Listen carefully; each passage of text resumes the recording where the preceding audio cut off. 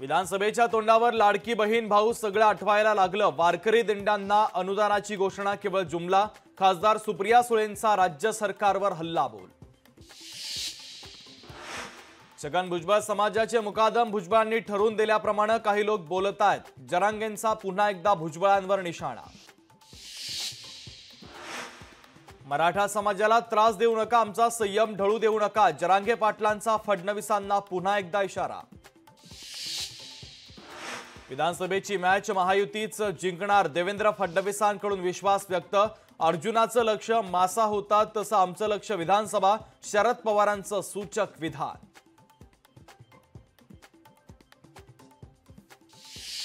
जळगावात राष्ट्रवादीला धक्का बसण्याची शक्यता, अनिल पाटील भाजपमध्ये जाणार असल्याचा सतीश पाटलांचा दावा। सतीश पाटील यांच्याकडून दाव्याला फडणवीसांकडून दुजोरा। विधानसभेतही जनतेचा पाठिंबा आणि प्रेम मिळेल। सरकारच्या द्वितीय वर्षपूर्तीच्या निमित्तानं मुख्यमंत्री शिंदे यांनी फेसबुक पोस्ट करत केला दावा। बेमान सरकारच्या फसवणुकीची 2 वर्ष, शिवसेनेच्या दाव्यावर संजय राऊतांचा हल्लाबोल। लाड्यांचा सायन कोळीवाडा विधानसभा मतदारसंघावर दावा। पक्षाने सांगितल्या सायन कोळीवाडा विधानसभा मतदारसंघातून निवडणूक लढणार असल्याचं केलं स्पष्ट।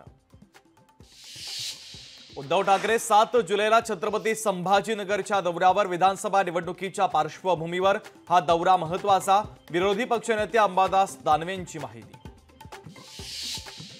पैठण तालुक्यामध्ये उद्धव ठाकरेंना धक्का, सर्वात मोठी ग्रामपंचायत एकनाथ शिंदेंच्या पक्षात दाखल। खासदार संदीपान भुमरेंची माहिती।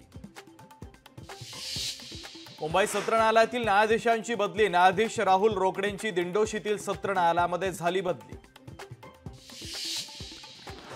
केंद्र सरकारच्या आयात धोरणावरून स्वाभिमानी शेतकरी संघटना आक्रमक, आयातीबाबतचा निर्णय रद्द करण्याची स्वाभिमानी शेतकरी संघटनेची मागणी।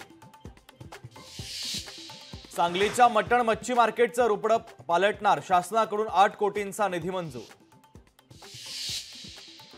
भिवंडी बस स्थानकाच्या आवारामध्ये पावसाच्या पाण्यानं तळ्याचं स्वरूप, बस आगारातील अधिकाऱ्यांनी आणि प्रशासनानं लवकर पाण्याचा निचरा करावा, नागरिकांची मागणी। सायन रेल्वे ओव्हरब्रिज अवजड वाहनांसाठी बंद, पावसाळ्यामध्ये रेल्वे पुलाची अवस्था पाहता हा पूल अवजड वाहनांसाठी बंद।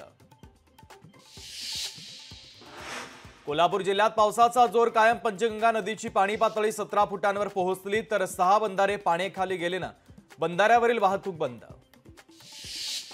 साताऱ्यातील पाटणमध्ये लेंडोरी गावात गरिबांच्या धान्यावर विक्रेत्याचा डल्ला, रात्री होणारा रेशनमधील काळा बाजार नागरिकांनी केला उघड।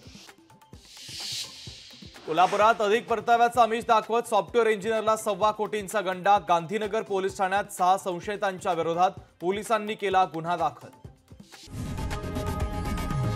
लोकशाही मराठी ऐका, पहा, जागरूक रहा।